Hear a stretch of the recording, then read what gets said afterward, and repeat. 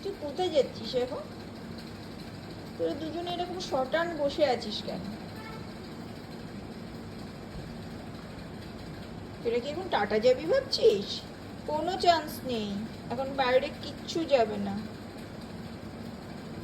বাইরে একটা ক্যাট এসছে, তাই না? একটা ক্যাট এসছে। তোদের বলটা কোথায় গেল? তোর বল খেলিসনি কেন আজকে? এত কুড়ে হয়ে যাচ্ছিস তোরা। এটা কুড়েমির তো একটা লিমিট থাকে। সারাদিন শুধু ঘুমোচ্ছিস পড়ে পড়ে, আর দুজনে মারপিট করছিস। একটু সুযোগ পাচ্ছিস কি মারপিট করছিস? চল।